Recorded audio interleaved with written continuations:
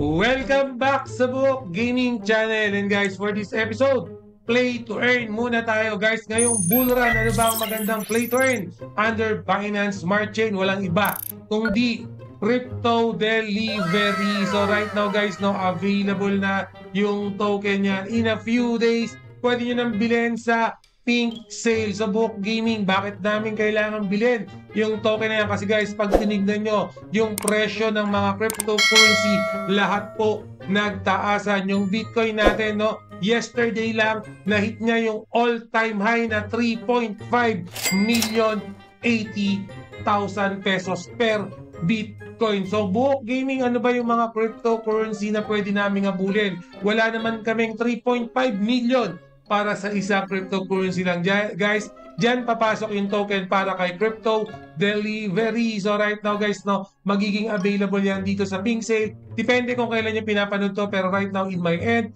5 days from now, pwede nyo nang mabili yung token niya sa Pink Sale. Make sure lang na meron kayong MetaMask and then yung network, syempre BSC. So guys, again, for more details, pwede nyo i-double check.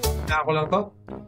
Yung mismong link ni Pink Sale, don't worry. Yung link nito ilalagay ko sa description. Okay, yung pinaka token symbol niya is yung Dcoin token or Dcoin cryptocurrency. Ito rin yung mismong cryptocurrency na gagamitin natin as a governance token dito sa mismong play to earn na to. Again guys, 5 days from now, depende kung kailan yung pinapanood to, pwede nyo nang bilhin yung mismong token dito. Pati yung all details niyan, yung contract niyan, nandito na rin lahat. Okay, so bukod sa cryptocurrency na pwede nyo bilhin sa Pink Sale, at the good thing is, pwede rin nyo ma-earn yung cryptocurrency nito by simply playing the mismong laro or playing the game. No? So again guys, yung link, ilalagay ko na, naka-KYC na yan, naka-audit pa yan dito sa Pink Sale mismo. So may certificate na yan. Ayan o. Certificate of approval na nung nirelease nung February 23, 2024. Okay, so sa mga naghahanap ng murang cryptocurrency right now, okay, wala na kayong pambili pa ng Bitcoin, BNB, masyado nang matataas. Dito na kayo mag-take advantage. Nasa Binance Smart Chain, definitely hindi ganun kamahal yung gas fee na ini-expect natin for this particular play to earn. So may KYC na yan, at the same time, audited pa po yan. 80% po yan, mataas-taas yung audit ng mismong token para dito kay Crypto Delivery NFT game. So again, pwede na kayong mag-early investor para sa token na yan, kasi nga dito sa Book Gaming, nagbibigay tayo ng mga signal, mga murang token na napakalaki yung chance na tumaas yung prices. So after ng Pink Sale, pwede nyo rin naman mabili yan, either PooCoin, Pancake Swap, pwede nyo mabili yan dito na rin.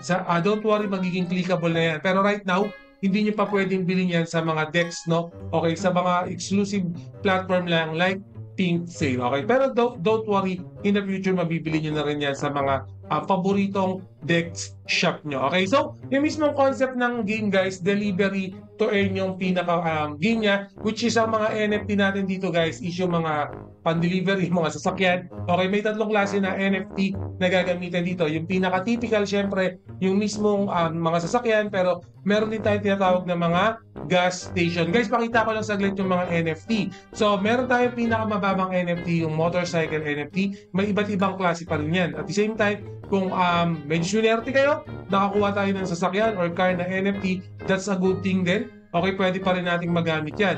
Ibig sabihin guys, pag pataas ng pataas yung ginagamit natin na NFT, tumataas din yung gasoline yan, tumataas din yung delivery niya per day. So per day pwede natin siyang gamitin, per day pwede tayong kumita. Again, yung magiging earning nyo to, yung same thing, yung token, yung cryptocurrency, isa lang gagamitin natin. Yun yung governance token pa rin na mabibili nyo sa Pink Sale natin. Okay, so yun yung advantage for this one. At the same time, bukod dun sa mga sasakyan, no, na NFT, meron din tayong gas station, which is, ito guys, medyo malaki-laki yung punan, pero mas maganda yung kitaan. At the same time, passive income to. Okay, passive income, ibig sabihin kahit natutulog ka, kahit wala kang ginagawa, kumikita yung gas station mo. Para talaga kayo may sariling gas station, but at the same time, ito kasi nasa loob na tayo ng metaverse, nasa digital world na tayo. Okay, ayan yung kagandahan pag meron tayong gas station. Pero Book Gaming, required ba yung gas station pag naglaro tayo ng play to earn na to? Hindi naman po, okay? Ito lang sa mga mas malaki yung mga kapital, mas malaki yung puhunan, pwede kayong bumili ng gas station. Pero kung gusto nyo laruin to, ang requirement, kailangan may NFT kayo like yung mga delivery car na ginagamit natin or motorcycle delivery. Okay? Meron din tayong fuel truck na trucks na gagamitin dito, pero to, for this one, number one requirement yan pag meron kayong gas station. So pag may gas station kayo, dapat may fuel truck kayo kasi ito yung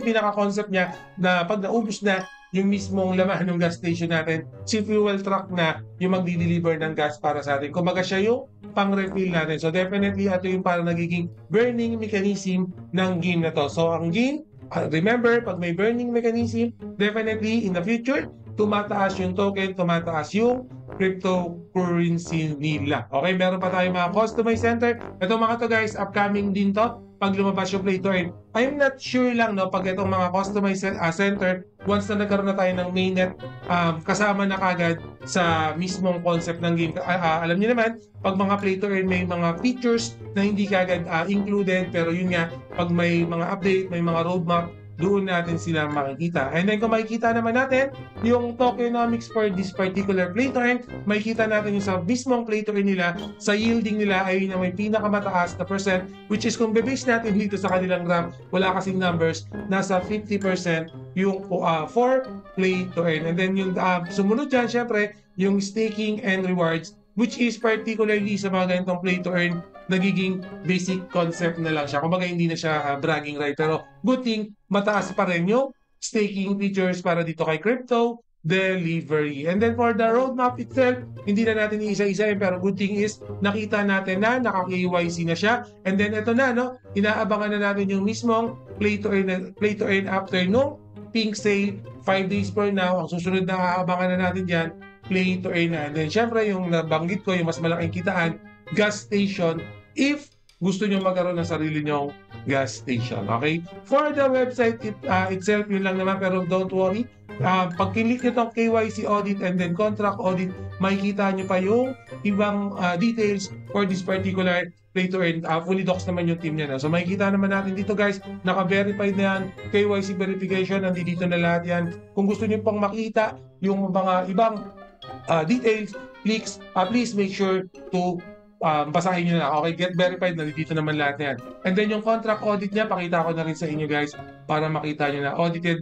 Although nakita na natin to kanina na para ito makita nyo lang yung mismong bird's eye view niya.